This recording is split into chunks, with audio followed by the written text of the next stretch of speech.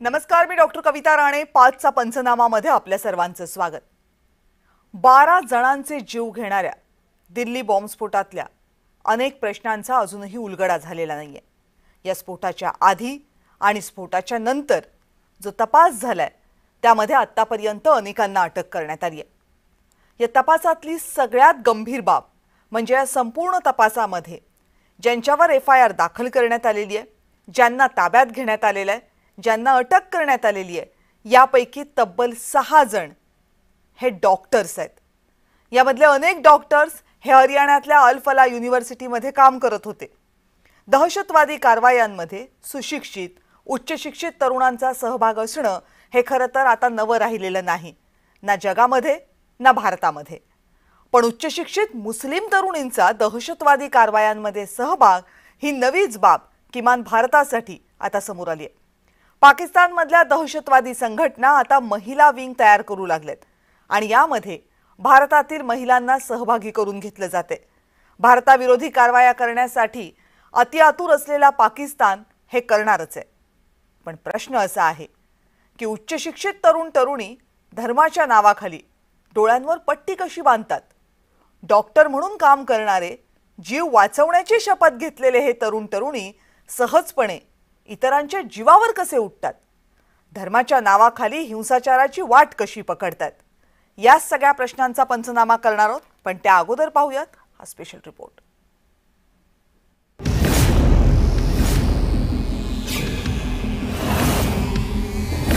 सोमवारी संध्याकाळी दिल्लीमध्ये स्फोट झाला. पण या स्फोटाचे हादरे सध्या देशभरात जाणवत आहेत. कारण या स्फोटानंतर तपास यंत्रणांनी जी कारवाई केली आहे त्यातून प्रचंड धक्कादायक वास्तव समोर आले. कारण या स्फोटाच्या कटामध्ये सहभागी असल्याप्रकरणी आतापर्यंत जी नावं समोर आली आहेत त्यामध्ये तब्बल 6 डॉक्टर्सचा समावेश आहे. यातलं पहिलं नाव आहे डॉक्टर मुजम्मिल शकील. 36 वर्षांचा मुजम्मिल शकील हा मूळचा काश्मीरमधल्या पुलवामाचा. हरियाणातल्या फरीदाबादमधल्या अल फला युनिव्हर्सिटीमध्ये तो असोसिएट प्रोफेसर म्हणून काम करत होता. फरीदाबादमधल्या स्फोटकांच्या कारवाईमध्ये मुजम्मिल शकील याचं नाव समोर आलं. 2 खोल्यांमधून 2900 किलो स्फोटकं तपास यंत्रणांनी जप्त केली. विद्यापीठामध्ये राहत असताना सुद्धा मुजम्मिल शकीलनं या खोल्या भाड्यानं घेतल्या होत्या. दुसरं नाव होतं डॉक्टर आदिल अहमदचं. उत्तर प्रदेशमधल्या सहारनपूरमध्ये तो डॉक्टर म्हणून काम करत होता. काश्मीरमध्ये जैश ए मोहम्मदचे पोस्टर्स लावण्यात आले होते. त्याच तपासामध्ये आदिल अहमदचं नाव समोर आलं. त्याच्या लॉकरमधून AK-47 रायफलही सापडली होती. तिसरं नाव होतं डॉक्टर सज्जाद अहमद. 32 वर्षांचा सज्जाद अहमद हाही मूळचा काश्मीरमधल्या पुलवामाचा. स्फोटामधील आणखी एक आरोपी डॉक्टर मोहम्मद नबी उमर याचा तो मित्र. सज्जाद अहमद सध्या पोलिसांच्या ताब्यात आहे. चौथं नाव होतं डॉक्टर मोहम्मद नबी उमर. 38 वर्षांचा मोहम्मद नबी उमर हाही मूळचा काश्मीरमधल्या पुलवामाचा. अल फला विद्यापीठामध्ये असिस्टंट प्रोफेसर म्हणून काम करत होता. उमर मोहम्मद आणि मुजम्मिल हे एकाच गावातले. उमर मोहम्मद आणि मुजम्मिल हे युनिव्हर्सिटीमधले सहकारी सुद्धा. दिल्ली स्फोटामधील कारचा चालक हा उमर मोहम्मदच होता. उमरच्या मृतदेहाची ओळख पटवण्याचे प्रयत्न सध्या सुरू आहेत. या 4 नावांसह आणखी एका डॉक्टरचं नाव या तपासामध्ये पुढे आलं. ते नाव होतं डॉक्टर शाहीन सईद. 45 वर्षांची शाहीन सईद ही मूळची उत्तर प्रदेशच्या लखनौची. शाहीन आणि मुजम्मिल शकील हे हॉस्पिटलमधले सहकारी. दोघेही फरीदाबादमधल्याच अल फला विद्यापीठामध्ये काम करायचे. शाहीनच्या कारमध्ये ॲझॉल्ट रायफल आणि काही शस्त्रास्त्र सापडली. शाहीनच्या कारचा मूळ मालक आहे मुजम्मिल शकील. पण दिल्ली स्फोटातील कारवाईशी असलेला शाहीन सईदचा सहभाग इतक्यापुरताच मर्यादित नाहीये. कारण शाहीनचा संबंध हा थेट पाकिस्तानशी असल्याची शंका आहे. कारण शाहीन ही पाकिस्तानमधील दहशतवादी मसूद अझहरची बहीण सादिया अझहरशी संपर्कात होती. सादिया अझहर ही जमातुल मोमिनातची प्रमुख आहे. जमातुल मोमिनात ही जैश ए मोहम्मदची नवीन दहशतवादी शाखा आहे. जमातुल मोमिनात ही जैश ए मोहम्मदची पहिलीच महिला शाखा आहे. शाहीन जैश ए मोहम्मदच्या भारतीय महिला शाखेची लीडर आहे. ऑपरेशन सिंदूरमध्ये सादियाचा पती मारला गेल्याची शंका आहे. पण डॉक्टर शाहीन सईदचा आतापर्यंतचा प्रवास बघितला तर ती दहशतवादाच्या वाटेवर आली कशी असा प्रश्न कुणालाही पडेल. 1996 ते 2001 या कालावधीत शाहीननं MBBSचं शिक्षण पूर्ण केलं. अलाहाबाद मेडिकल कॉलेजमधून तिनं डिग्री घेतली. त्यानंतर फार्माकोलॉजीमध्ये तिनं MDचं शिक्षण पूर्ण केलं. पुढे UPSCची परीक्षा पास झाली आणि असिस्टंट प्रोफेसर बनली. 2006 पासून शाहीन कानपूर मेडिकल कॉलेजमध्ये प्रोफेसर म्हणून काम करू लागली. पण 2013 मध्ये अचानक शाहीननं कॉलेजमध्ये येणं बंद केलं. कॉलेजनं अनेक नोटिसेस पाठवल्या पण उत्तर मिळालं नाही. 2021ला कॉलेजनं शाहीनला नोकरीतून बडतर्फ केलं. त्यानंतर महाराष्ट्रामधले डॉक्टर जफर यांच्यासोबत शाहीनचा विवाह झाला. पण वर्षभरातच शाहीन आणि जफर यांचा घटस्फोट झाला. घटस्फोटानंतर शाहीन हरियाणातील अल फला युनिव्हर्सिटीमध्ये काम करू लागली. याच युनिव्हर्सिटीमध्ये शाहीन आणि मुजम्मिल यांची भेट झाली. दिल्ली स्फोटातील कारवाई प्रकरणी शाहीनचा धाकटा भाऊ डॉक्टर परवेज यालाही पकडण्यात आले. डॉक्टर परवेज हा मूळचा उत्तर प्रदेशमधल्या लखनौचा. लखनौमध्येच तो असिस्टंट प्रोफेसर म्हणून काम करतो. शाहीनच्या दहशतवादी कारवायांमध्ये मदत केल्याचा आरोप त्याच्यावर आहे आणि उत्तर प्रदेश ATSनं त्याला सध्या ताब्यात घेतलंय. एखाद्या दहशतवादी गटामध्ये एकाच वेळी तब्बल 6 डॉक्टर्स पकडले जाण्याची ही देशातली कदाचित पहिलीच घटना असावी. पण UPSC सारखी परीक्षा पास होऊनही मुख्य प्रवाहात आल्यानंतरही धर्माच्या नावाखाली दहशतवादाची वाट सुटत नसेल तर ही समस्या दिसते त्यापेक्षा कैक पटीनं गंभीर बनली आहे हे स्पष्ट आहे. ब्युरो रिपोर्ट, जय महाराष्ट्र.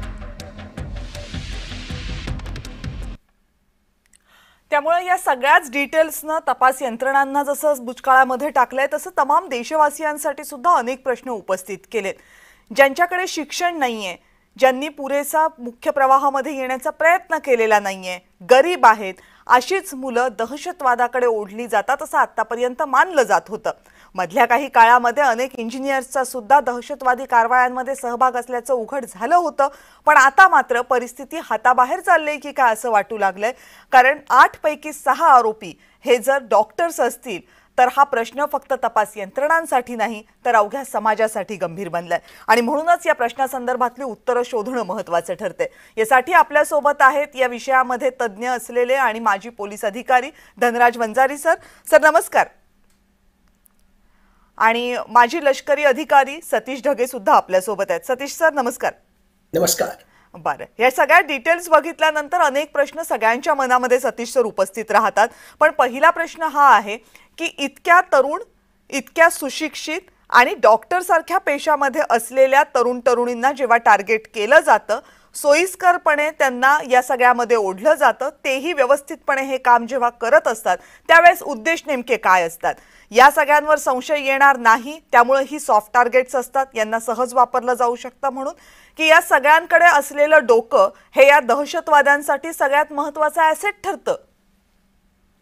नक्कीच डॉक्टर कविता, सगळ्यात सुरुवातीलाच तुमचं आणि माझ्या मते जय महाराष्ट्र चॅनलचं मी अभिनंदन करू इच्छित होते यासाठी की अत्यंत महत्वाची थीम आणि ज्याचे वेगवेगळे कांगोरे आहेत ती तुम्ही चर्चेसाठी ही थीम त्या ठिकाणी घेतलेली, म्हणून खरोखरच मनापासून तुमचं अभिनंदन. मुळात जे आहे हे नावाला सगळे डॉक्टर त्या ठिकाणी येते, डिग्री म्हणून त्यांनी डॉक्टर घेतलं, पण खरोखरच त्यांची कर्तृत्व जे काही काम त्यांनी त्या ठिकाणी केलं माझ्या मते कसायापेक्षा सुद्धा जे आहे त्याला लाजवेल अशा प्रकारचं त्यांचं काम आहे. कारण दहशतवादामध्ये पूर्णतः जे आहे ते लिप्त त्या ठिकाणी झालेले आहेत. थोडासा कंटेक्स्ट मी सेट करतो. खरंय की 2025 मध्ये जे आहे हे सगळं फरीदाबाद टेरर मॉड्यूल आणि त्याच्या अनुषंगानं या सगळ्या डॉक्टरांचा सहभाग त्या ठिकाणी याच्यात येतोय. पण हे काही जगामध्ये पहिल्यांदा होतंय किंवा भारतामध्ये सुद्धा पहिल्यांदा होतंय असं त्या ठिकाणी नाही. काही 1-2 फक्त महत्वाची उदाहरणं त्या ठिकाणी सांगतो. 2006 मध्ये लंडन मध्ये सुद्धा जे आहे अशाच प्रकारचा डॉक्टरांचा सहभाग असणारा आणि दहशतवादाशी संबंध असणारा अशा प्रकारचं एक स्कॅम म्हणा किंवा अशा प्रकारची जी आहे पद्धती समोर त्या ठिकाणी आली होती. भारतामध्ये सुद्धा 2016 मध्ये केरळामध्ये आयसिस मॉड्यूल ज्यामध्ये डॉक्टरांचा समावेश होता ते सुद्धा समोर त्या ठिकाणी आलं होतं. आणि 2025 मध्ये, आणि मी माझा स्वतःचा पर्सनल एक्सपिरियन्स सांगतो, वर्ष 2005 असेल माझ्या मते, गव्हर्नमेंट मेडिकल कॉलेज त्यावेळेसचा औरंगाबाद, आत्ताचं छत्रपती संभाजीनगर, यामध्ये फॉरेन्सिक मेडिसिन अँड टॉक्सिकॉलॉजी आपल्या महाराष्ट्रातल्या जीएमसी औरंगाबादमध्ये फॉरेन्सिक मेडिसिन अँड टॉक्सिकॉलॉजी मध्ये एक असिस्टंट प्रोफेसर असणारा, तेव्हाचा लेक्चरर असणारा डॉक्टर मतीन नावाचा एक जो डॉक्टर त्या ठिकाणी होता, त्याचा सरळ सरळ संबंध मुंबईच्या बॉम्ब ब्लास्टशी त्या ठिकाणी होता. त्याच्यामुळे हे काही नवीन नाही, कंपॅरेटिव्हली रेअर आहे, पण नवीन त्या ठिकाणी आहे. आता मूळ तुमचा जो प्रश्न आहे, माझ्या मते खऱ्या अर्थानं आपली शिक्षण पद्धती ही जी आहे या ठिकाणी फेल जाते, याचं मला स्पष्टपणे त्या ठिकाणी दिसतं की तुम्ही शिक्षण त्यांना देताय, पण ज्या व्हॅल्यूज आहेत आणि त्या शिक्षणातून जे काही हासिल करायला पाहिजे ते हासिल करतायत का? जीव वाचवणं तर सोडाच, पण तुम्ही जीव घेण्याच्या मागे जर त्या ठिकाणी लागत असाल तर अशा प्रकारचं मेडिकल एज्युकेशन काहीही कामाचं नाही. मग दहशतवादी, स्पेशली ऑपरेशन सिंदूर नंतर पाक पुरस्कृत जे दहशतवादी आहेत त्यांनी जे आहे आपली मोडस ऑपरेंडी बदललेली आहे, कारण परिस्थिती बदललेली आहे. मग आतापर्यंत जसं तुम्ही सुरुवातीला इंट्रोडक्शन मध्ये सुद्धा सांगितलं की साधारणतः दहशतवाद्याच्या जाळ्यामध्ये कोण ओढलं जातं? काही प्रकारची लालूच. मग जे गरीब आहेत, ज्यांना पैशाची गरज आहे, पैशाची लालूच दाखवून जे आहे त्यांना त्या ठिकाणी ओढलं जातं, किंवा बऱ्याच वेळेस जे आहे सेक्शुअल फेवर्स त्या पॉईंट ऑफ व्ह्यू किंवा मोठी स्वप्न त्या ठिकाणी दाखवून जे आहे त्यांना ओढलं जातं. पण हे शिकले सवरलेले आहेत, आणि ग्रामीण भाषेत जर म्हणायचं असेल तर शिकले सवरलेले पण तितकेच हुकलेले, अशा प्रकारचे हे सगळे प्राणी त्या ठिकाणी. मग अशा लोकांना, स्पेशली डॉक्टरांना जर आपल्या जाळ्यामध्ये त्या ठिकाणी ओढलं तर ऑटोमॅटिकली टेररिस्ट ऑर्गनायझेशनचा सर्वात मोठा जो अडथळा असतो तो म्हणजे इंटेलिजन्स एजन्सीज. इंटेलिजन्स एजन्सीजच्या सहसा ते नजरेमध्ये त्या ठिकाणी येणार नाहीत, कारण डॉक्टरांवर कोणी संशय त्या ठिकाणी घेणार नाही, नंबर एक. दुसरी गोष्ट, त्यांचा पब्लिक कॉन्टॅक्ट, सोशल कॉन्टॅक्ट मोठ्या प्रमाणामध्ये असल्यामुळे जो प्रोपोगंडा करायचा आहे, जी आयडिओलॉजी, जे रॅडिकलायझेशन त्यांना वेगवेगळ्या लोकांपर्यंत, सामान्य लोकांपर्यंत पोहोचवायचं आहे, ते जे आहे पुन्हा एकदा अशा सोशल कॉन्टॅक्टच्या माध्यमातून, पेशंटच्या माध्यमातून आणि त्यांच्या सर्कलच्या माध्यमातून पोहोचवणं अत्यंत सोपं त्या ठिकाणी जातं. तिसरं, पुन्हा मेडिकल प्रोफेशनलशी त्यांचा संबंध त्या ठिकाणी असल्यामुळे आणि लोकांशी संबंध असल्यामुळे फंडिंग, टेररिझमशी रिलेटेड फंडिंग, यामध्ये सुद्धा जे आहेत ते महत्वाचे प्लेयर त्या ठिकाणी होऊ शकतात. म्हणून टेररिस्ट फंडिंग असो किंवा रॅडिकलायझेशन त्या ठिकाणी असो, आणि सर्वात महत्वाचं इंटेलिजन्स एजन्सीची सहसा त्यांच्यावर नजर त्या ठिकाणी पडणार नाही, क्रीम ऑफ द सोसायटी मानलं जातं. म्हणून डॉक्टरांकडे जे आहे सहसा सुरक्षा एजन्सीज असं संशयाच्या नजरेनं पाहणार नाही. हे सगळं हेरूनच मागच्या काही काळामध्ये जे आहे माझ्या मते पाक पुरस्कृत दहशतवादी संघटनांनी या डॉक्टरांना आपल्या त्या ठिकाणी जाळ्यात ओढलेलं आहे. आणि हे काही फक्त एका ठिकाणी नाहीये, जम्मू काश्मीरमध्ये नाहीये, जम्मू काश्मीर आहे, उत्तर प्रदेश आहे, हरियाणा आहे, गुजरात आहे, हैदराबाद आहे, अशा वेगवेगळ्या ठिकाणच्या डॉक्टरांना सुद्धा जे आहे त्यांनी ओढलेला आहे. आणखीन एक महत्वाचा मुद्दा तो म्हणजे जे जागतिक स्तरावरचे दहशतवादी त्याच्यात आहेत, अयामन अल जवाहिरी त्या ठिकाणी त्याच्यात असेल, किंवा ओसामा बिन लादेन असेल, त्यांचं एज्युकेशनल क्वालिफिकेशन बघा, इंजिनियर आहेत ते, टेक्नॉलॉजिकल जे आहेत त्या अँगलनी एक्सपर्ट आहेत, पण त्यांचं नॉलेज हे जगाच्या भल्यासाठी न वापरता डिस्ट्रक्शनसाठी त्या ठिकाणी वापरलेलं आहे. म्हणून ही एज्युकेशन पद्धती ओव्हरऑल सबशेल फेल जाते असं जर कोणी म्हणत असेल तर मी त्या गोष्टीला जे आहे नक्कीच सपोर्ट करेन. ओके, मला वाटतं खूप मुद्देसूद उत्तर होतं आणि याच्यामधले महत्त्वाचे अनेक मुद्दे आहेत जे तुम्ही स्पष्ट केलेत. इंटेलिजन्स एजन्सीजना या सगळ्यापासून कसं लांब ठेवता येईल यासाठी या डॉक्टर्सचा वापर होतो. सोशल कॉन्टॅक्ट्स या डॉक्टर्सचा जास्त असल्यामुळं समाजाच्या त्या थरामध्ये पोहोचता येतं ज्या थरामध्ये सर्वसामान्यांना सहसा प्रवेश मिळत नाही. त्यामुळे क्रीम ऑफ द सोसायटी हे डॉक्टर्स असल्यामुळं अशा स्तरापर्यंत समाजाच्या पोहोचता येतं आणि त्यातून फंडिंग मिळवणं सुद्धा सोपं जातं. म्हणजे या सगळ्यात ही जी महिला डॉक्टर आहे तिचा या सगळ्यामधला महत्त्वाचा रोल हा होता की ती मोठ्या प्रमाणावर पैसा या सगळ्या कारवायांसाठी पुरवत होती. आतापर्यंतच्या तपासातनं जी माहिती समोर आली त्यामध्ये. वंजारी सर, प्रश्न असा आहे की सगळं बघितल्यानंतर सर्वसामान्य माणसाच्या मनामध्ये एक प्रश्न येतो की जी व्यक्ती डॉक्टर होण्यासाठी शिकती आहे, ज्या व्यक्तीनं इतका अभ्यास केलेला आहे, त्या व्यक्तीला जर रॅडिकलाइज करायचं असेल, त्या व्यक्तीकडनं जर अशी कामं करून घ्यायची असतील, तर या व्यक्ती डॉक्टर झाल्यानंतर समाजाच्या मुख्य प्रवाहाचा भाग बनल्यानंतर या सगळ्या कारवाया सुरू होतात की कारवाया आधी सुरू झालेल्या असतात आणि मग यांचा डॉक्टर इंजिनियर बनण्याचा प्रवास सुरू होतो? नाही, दोन्ही बाजूने असू शकतं. कारवाया आधी सुरू झालेल्या असू शकतात, कारण त्या विचारांनी प्रेरित होऊन जर ते डॉक्टरकीच्या कोर्सला गेले असतील तर त्यांची विचारधारणा तीच राहील. आणि जर आधी नसेल झालं तर त्यांना रॅडिकलाइज करण्यासाठी वेगवेगळे जे मॉड्यूल्स आहेत ते मॉड्यूल्स ते रॅडिकलचे मास्टर्स आहे ते वापरतात आणि त्याप्रमाणे त्यांना करून घेतलं जातं. आता दहशतवादाला वय महत्वाचं नाहीये, शिक्षण महत्वाचं नाहीये, त्यांचं एक सोशल इकॉनॉमिक सुद्धा जास्त महत्वाचं नाहीये. त्यांना फक्त महत्वाचं आहे की त्यांच्यावर अन्याय होतो आहे आणि त्यांना जो हक्क आहे तो नॅचरली मिळत नाहीये याची जाणीव करून द्या. जसं डॉक्टर बाबासाहेब आंबेडकर म्हणायचे की गुलामाला गुलामीची जाणीव करून द्या, तो क्रांती घेऊन स्वतः उठेल, त्याच्यात तुम्ही पडू नका. हे इंटलेक्च्युअल अशा प्रकारे बळी पडतात आणि हे काही पहिलं एक्झाम्पल नाहीये. तुम्ही जर अगदी सगळा इतिहास बघितला लहान सहान गोष्टींचा, इव्हन 9/11चा दहशतवादी हल्ला जो जगातला सगळ्यात मोठा हल्ला, ज्यांनी WTC आणि पेंटागॉनचे टावर जमीनदोस्त केले अमेरिकेमध्ये, तो मोहम्मद आटा ज्यांनी ते विमान धडकवलं, ह्या इंजिनियर होता. कित्येक नॅशनल कॅडरचे नक्षलाईट जे ATS ला असताना मी स्वतः अरेस्ट आणि इंटॉग्रेट केले, दे वेअर PhDs, त्यांचं डॉक्टरेट होती. हे लोक या इझमला, आयडिओलॉजीला कसे बळी पडतात? कारण ही आयडिओलॉजी त्यांना कुठेतरी आपली वाटते, किंवा या आयडिओलॉजीमुळे आज जगात काय चाललेलं आहे ते त्यांना समजतंय की मुठभर लोकांनी चालवलेली सत्ता, मुठभर लोकांनी चालवलेली मातब्बर पद्धत ही कशी जनसाधारणांना मारक आहे. शोषक आणि शोषित हे समीकरण हे लोक आयडिओलॉजिकल इक्वेशन म्हणून डोक्यात ठेवतात आणि म्हणून यांना शिक्षणाची वगैरे अट येत नाही. तू महिलांचा मुद्दा उपस्थित केला. महिला या दहशतवादी कृत्यांमध्ये फार पूर्वीपासून आहे. म्हणजे तुला 1973 सालापासून नक्षलाईट मध्ये महिला कॅडर त्या दलम मध्ये आहे. त्या दलमच्या प्रमुख आहेत, काही उपप्रमुख आहेत. तर ह्या ज्या महिला आहे, ह्या साध्या बॅकग्राऊंड असलेल्या, शिक्षण नसलेल्या अशा महिला सुद्धा पेटून उठून त्याच्यात येतात. महिला असण्याचं एक महत्वाचं कारण असं आहे की महिला म्हटल्यावर त्यांना हाईड आउट्स चांगले आहेत. एक तर कोणी संशय घेत नाही, शिवाय त्यांचं ड्रेसिंग, पेहराव असा असू शकतो की सहसा कोणाला संशय येणार नाही. त्यांचं चेकिंग करण्यामध्ये थोडेसे रिस्ट्रिक्शन येतात, प्रॉब्लेम असतात. त्याचाही हे जे सगळे त्यांना एक उधौड सगळे मिळतात, त्याचा उपयोग करून महिलांना सुद्धा याच्यामध्ये सामील केल्या जाऊ शकतं. अशा प्रकारे हे होत असतं आणि होतं. आता इंटेलिजन्स एजन्सी, जसं ढगे साहेबांनी मुद्दा उपस्थित केला, इंटेलिजन्स एजन्सीला हे सगळं माहित आहे आणि हे सगळे मॉड्यूल्स त्यांच्या सगळ्या प्रक्रियेमध्ये, इव्हन ट्रेनिंगमध्ये, प्रशिक्षणामध्ये, ज्यामध्ये काही प्रशिक्षण CBIची मी स्वतः माझ्या हयातीत पोलीस अधिकाऱ्याच्या अटेंड केलेली आहे, या सगळ्या गोष्टीचा परामर्श असतो. प्रश्न असा आहे की कुठे आणि कशा प्रकारे हे लोक हुडकून काढायचे. आता हाईड आउट्स हा एक महाकाय देश आहे.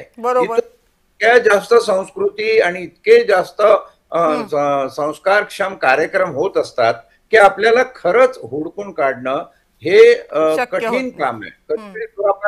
नाही होत. अशा प्रकारचं काम असतं. याचा अर्थ आपले गुप्तचर काम करत नाही असं नाही. मी स्वतः गुप्तचर यंत्रणेमध्ये काम करणारा अधिकारी हे सांगतो की प्रयत्नांची पराकाष्ठा असते आणि कधी कधी जीव धोक्यात घालून आपले गुप्तचर हे काम करत असतात. त्या बातम्या आम जनतेसमोर कधी येत नाही, कारण गुप्त वार्ता कधी बाहेर येत नाही. हे करत असतात. पण तरी कधी कधी कसं असतं की criminals are always 2 step ahead of police असं जेव्हा म्हटलं जातं, असा हा प्रकार आहे. एकंदर झालेला प्रकार हा फार गंभीर आहे आणि मला वाटतं आमच्या यंत्रणा या अतिशय जास्त गंभीरपणे भविष्यात याचा विचार करतील. बर ढगे सर, मला तर एका प्रश्नाचं फक्त थोडक्यात उत्तर द्या, कारण वेळ संपत आलेली आहे. नव्या व्यवस्थेची आस कुणाला नसते, बदलाची आस कुणाला नसते. समाजातल्या प्रत्येक घटकाला जो आपली ओळख वेगवेगळी सांगतो, कधी ती ओळख धर्माची असते, कधी ती ओळख जातीची असते, कधी ती ओळख लिंग आधारित असते, कधी ती ओळख प्रदेश आधारित असते. प्रत्येकाला बदलाची आस हवी असते. प्रत्येकाला सध्याची असलेली व्यवस्था उलथून टाकण्याची असते. पण प्रत्येक वेळी त्याच्यासाठीचं उत्तर हिंसाच हे नसतं. जेव्हा दहशतवादी हा मार्ग पत्करतात, जेव्हा हे तरुण या सगळ्याकडे ओढले जातात, तेव्हा त्याच्या मागचं काय असतं? म्हणजे त्यांच्या धर्माने दिलेली शिकवण हीच त्याच्या मागचं एकमेव कारण आहे की जे रॅडिकलाइज त्यांना करतात, या विचारांपर्यंत नेतात, त्यांनी व्यवस्थाच अशी बनवलेली आहे की हिंसा हेच उत्तर वाटतं? नक्कीच रॅडिकलायझेशनचा यामध्ये जो आहे सगळ्यात महत्वाचा रोल असतो. मी आता सध्याच्या केस विषयीच एकदम स्पष्टपणे तुम्हाला सांगतो. आतापर्यंत जे रिपोर्ट त्या ठिकाणी आले, हा डॉक्टर आदिल आणि डॉक्टर मुझम्मिल जे मुख्यतः जम्मू आणि काश्मीरचे त्या ठिकाणी होते, मेडिकल एज्युकेशन त्या ठिकाणी घेत असताना तिथला मौलाना इरफान नावाचा जो मौलाना होता त्यांच्या ते कॉन्टॅक्टमध्ये त्या ठिकाणी आले. आणि त्याच्यानंतर आता बघा ऑनलाईन रॅडिकलायझेशनचा किती महत्वाचा रोल त्या ठिकाणी आहे. टेलिग्राम त्याचबरोबर इतर चॅनलच्या माध्यमातून दोन महत्वाच्या ग्रुपशी ते त्या ठिकाणी जोडले गेले. एक देवबंद मोमेंटशी संबंधित होतं आणि दुसरं जे आहे ते जैश ए मोहम्मदच्या मॉड्यूलशी संबंधित त्या ठिकाणी होतं. आता या ऑनलाईन रॅडिकलायझेशनच्या माध्यमातून हळूहळू त्यांच्या मनावर सो कॉल्ड जे संस्कार त्या ठिकाणी होत गेले आणि याच्या माध्यमातून त्यांची जी आहे एकूणच अगोदर तर जे आहे सुरुवातीपासून ते नक्कीच दहशतवादी विचाराचे त्या ठिकाणी नव्हते, पण याच्या माध्यमातून हळूहळू जे आहे एक प्रकारे विष पेरण्याचं काम त्या ठिकाणी झालं आणि सायमल्टेनियसली त्याच वेळेस असा दाखवण्याचा प्रयत्न यांनी अत्यंत सपशेलपणे त्या ठिकाणी केला रॅडिकलायझेशनच्या माध्यमातून की एक धर्म म्हणून मुस्लिम म्हणून कशा प्रकारे आपल्यावर त्या ठिकाणी अन्याय होतो. खरं खोटं आहेर निघायचं असेल तर उठाव करणं आवश्यक आहे आणि हिंसा करणं आवश्यक आहे हे त्यांच्या मनावर त्या ठिकाणी बिंबवलं जातं. आणि फक्त तिथपर्यंतच ते मर्यादित त्या ठिकाणी राहत नाही. फक्त तुम्हाला जम्मू काश्मीर पुरतं किंवा तुमच्या कॉलेज पुरतं काम करायचं नाही, आपल्याला ऑल इंडिया लेवलवर काम करायचंय आणि अशा प्रकारे बाकीच्या स्लीपर सेलला सुद्धा ते ऍक्टिव्हेट झाले. तर मुळात माझ्या मते जे आहेत हळूहळू विष पेरण्याचं ते त्या ठिकाणी काम करतात. इथे पैसा किंवा बाकीचे फॅक्टर जे आहेत ते काम करत नाहीत. एक प्रकारे जे आहे तुमच्या बुद्धीला अशा प्रकारे चालना द्यायची आणि त्याला अशा प्रकारे चुकीची डिरेक्शन त्या ठिकाणी त्याच्यात द्यायची की ज्याच्या माध्यमातून तुमच्या बुद्धीचा वापर जो आहे तो चुकीच्या गोष्टीसाठी त्या ठिकाणी होईल. म्हणूनच कोणाला आवडणार नाही पण स्पष्टपणे शिकलेले पण हुकलेले हे खरं जे आहे या लोकांना किंवा या अशा डॉक्टरांना आणि टेक्नोक्रॅट्सला जे आहे ते स्पष्टपणे लागू होतं. बरं, अगदी शेवटच्या कमेंटसाठी वंजारी सर तुमच्याकडे येते. 2-3 वाक्यांमध्ये मला फक्त सांगा की भविष्य काय दिसते तुम्हाला यातनं? भविष्य तसं अंधकारमय वाटतंय पण आशादायी राहावं म्हणून हे सगळं चांगलं आहे. हे कशासाठी चांगलं आहे की याचे सूत्रधार कोण आहे ते आपण शोधून काढू शकतो. प्रत्येक दहशतवादाच्या मागे, मग तो 26/11 असू द्या की 1993चा असू द्या, याच्या मागे एक आर्थिक समीकरण जे जागतिक स्वरूपावर असतं. ज्या देशांकडे वॉर इक्विपमेंट असतात त्या देशांना अशा प्रकारचे हल्ले आणि हमले करून आणण्यात स्वारस्य असतं. तर मी नेहमी एक वाक्य म्हणायचो आणि माझ्या व्हाईट पेपर मध्ये पण हे पब्लिश झालेलं आहे की terrorism has a business plan vis-a-vis the business might have a plan to create terrorism. आता 3 टन स्फोटक अमिनो ऍसिड किंवा TNT ट्राय नायट्रोटोलून, मी केमिस्ट्रीचा प्राध्यापक, या जातीची जर असतील तर कविता तुला सांगतो त्याची कमीत कमी आंतरराष्ट्रीय किंमत ही भारतीय चलनाप्रमाणे 500 करोडच्या जवळपास असणार. एवढी स्फोटक ही कोणी पुरवली हो आणि ते आली कशी आणि इथे रूम भाड्याने घेऊन ती स्टोअर करण्यात कशी आली, हे कसं शक्य आहे. आणि जाता जाता एक वाक्य बोलून जातो, हरियाणाचं हे ओरिजिन दिसतं. अहो, गूढ स्थितीमध्ये हरियाणामध्ये IPS लेवलच्या आत्महत्या कशा काय होतात हो, हे काय गौडबंगाल आहे. मला तर वाटतं काल पण एक मुद्दा मी मांडला, तुला आठवत असेल की साकल्याने सगळ्या गोष्टीची घरकाभेदी लंकाडाय पासून तर आंतरराष्ट्रीय कनेक्शन पर्यंत हा निटोपाट तपास झाला पाहिजे, तरच याच्यातून काहीतरी प्रकाश किरण बाहेर येतील. नाहीतर आमची तरुण पिढी आम्ही अंधाराच्या स्वाधीन करत आहोत असं दुर्दैवानं आपल्या सगळ्यांना. आणि हा तुमचा मुद्दा खूप महत्वाचा आहे. 3 टन जवळपास 3000 किलो अमोनियम नायट्रेट जर साठवलं जात असेल, एका ठिकाणी साठवलं जात असेल, तर इतक्या दिवसात लक्ष कसं गेलं नाही, यांना हे सहज शक्य कसं झालंय, हे अनेक प्रश्न आहेत. फक्त यातली एक समाधानाची बाब निश्चित आहे की हे अमोनियम नायट्रेट कुठल्याही दहशतवादी कृत्यांमध्ये वापरण्या अगोदर यंत्रणा त्याच्यापर्यंत पोहोचू शकल्या. जी प्राथमिक माहिती येते त्यानुसार किमान 2 वर्षांपासून ही तयारी सुरू होती हे सगळं जमवण्याची. आणि जर तसं असेल तर 2 वर्ष आपण त्यांच्यापर्यंत पोहोचू शकलो नाही, यासाठी सुद्धा यंत्रणांना विचार करावा लागेल. 2900 किलो जर स्फोटकं या देशामध्ये उत्पन्न केली जात असतील, साठवली जात असतील, तर हा भयंकर मोठा धोका आहे. पण धोका हा फक्त स्फोटकांचा नाहीये, या स्फोटकांच्या मागे जे डोकं काम करतंय त्याचाही आहे.